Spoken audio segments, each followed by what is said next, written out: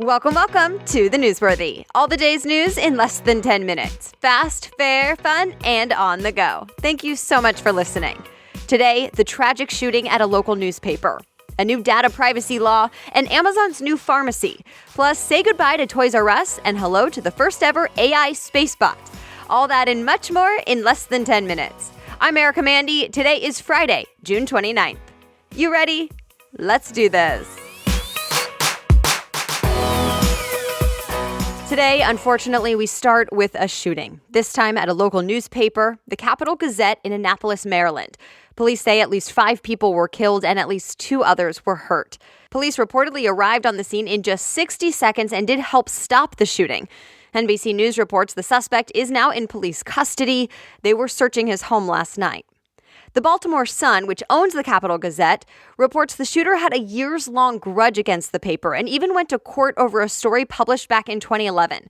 The paper won that lawsuit, by the way. But still, the harassment continued online over the years. USA Today now has stories about the victims and the lives they lived. And CNN says the Capital Gazette is releasing its newspaper this morning, and it honors the victims right on the front page. President Trump will be meeting with Russian President Vladimir Putin next month. It's the first one-on-one formal meeting between the two leaders. The New York Times reports they'll meet in Helsinki, Finland on July 16th, and that it's pretty delicate. Remember, there's still an investigation going on right now that is looking into ties between the Trump campaign and Russia. The White House said the two men plan to talk about U.S.-Russia relations and national security issues. The Wall Street Journal reports Trump may want Putin to help scale back the presence of Iran in Syria. The week before that meeting, President Trump will be in Brussels, Belgium, for a NATO meeting, which stands for North Atlantic Treaty Organization. 29 countries who have a political and military alliance. Trump will also stop in the UK that week. Expect to hear a lot more about this trip as it nears next month. California just passed a new data privacy law. CNN says it's the country's toughest. The Wall Street Journal calls it unprecedented. And they both say it could affect everyone in the U.S. The law doesn't go into effect for a couple of years, but here are the basics of the changes. It expands the definition of personal data and gives consumers the option to stop tech companies from selling their data to third parties.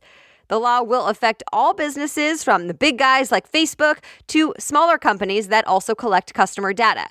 Technically, it'll only apply to Cali, but the Wall Street Journal says a lot of tech companies will likely have to change their policies for everyone in the country because it's often too complicated to keep it all separate. Expect big tech companies to fight it or at least try to change parts of it. The law goes into effect in 2020. There are a couple possible data breaches to tell you about today. CBS News reports hackers may have gotten a hold of millions of Adidas customers' data, like contact info, usernames, and encrypted passwords. They don't think credit card numbers were part of this, though. Adidas is now working to tell customers who may have been affected. Also, a security researcher told Wired magazine that a marketing firm exposed a database with personal info of 340 million people and businesses. The firm that did this is called Exactus. And it could have information about you, even if you've never heard of this company. So here's the deal. There's no report that hackers actually got a hold of the info, just that the company accidentally made it available to the public online. No comment or confirmation from Exactus yet, so we'll see if we learn more about this later. A quick break now because today's episode is brought to you by Bossed Up. This is a podcast you should definitely be checking out.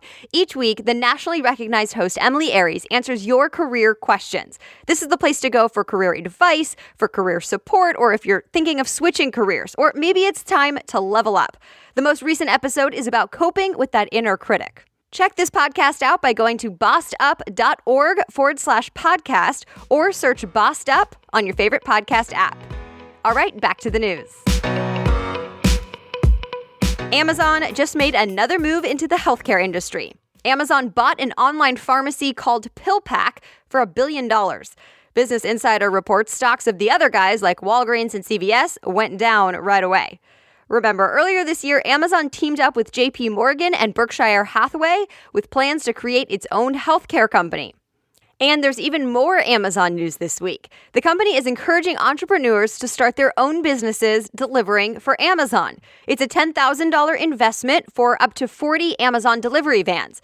Amazon says it'll still be using other delivery companies, think FedEx and UPS, but that it needs more to scale and meet demand.